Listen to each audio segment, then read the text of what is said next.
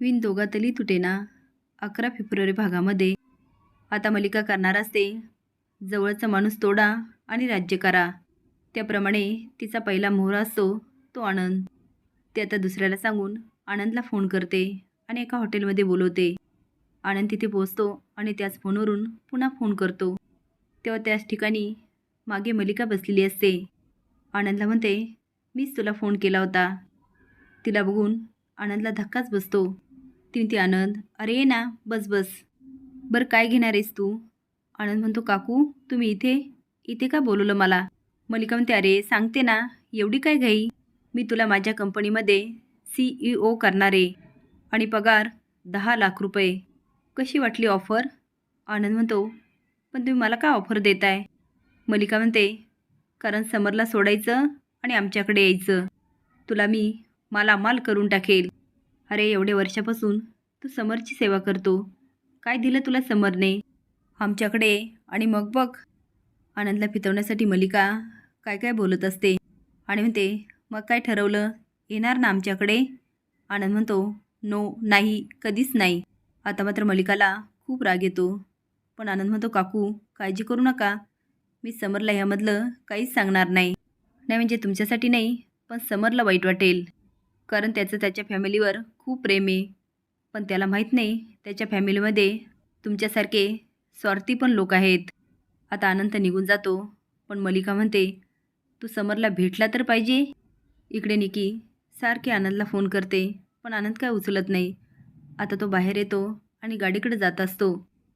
तो आता फोन तर करतो, पण तेवढ्यात एक गाडी येते. त्यामधून काही गुंड उतरतात आणि मागून आनंदच्या तोंडावर रुमाल लावतात. त्याला आता गाडीमध्ये टाकतात. स्वानंदी निकीला भेटायला जाते. तेव्हा निकी सारखी फोन करत असते. स्वानंदी म्हणते, निकिताताई काय झालं? निकी म्हणते, स्वानंदी मी आनंदला सारखा फोन करते, पण त्याचा फोनच लागत नाही आहे. स्वानंदी म्हणते, फोन लागत नाही म्हणजे? अहो रेंज नसेल, येईल त्यांचा फोन. निकी म्हणते, नाही तो असा कधीच करत नाही. इकडे समर ऑफिसमध्ये जातो. तेव्हा त्याच्या डेस्कवर एक चिठ्ठी मिळते. त्यामध्ये असतं, समर मला माफ कर. मला दुसऱ्या कंपनीमध्ये खूप छान संधी मिळाली आणि तुला सांगायची माझी हिंमत नव्हती. त्यामुळे मी कंपनी सोडून गेलो. ही चिठ्ठी वाचून समर चांगला शॉक होतो आणि म्हणतो, आनंद असं कसं करू शकतो? मल्लिका, अर्पिता आणि अंशुमन असतात. मल्लिका म्हणते, ते आनंदची ही हिंमत मला अक्कल शिकवत होता. आता भोग आपल्या कर्माची फळं. आपी म्हणते, मॉम तू काय केलंस?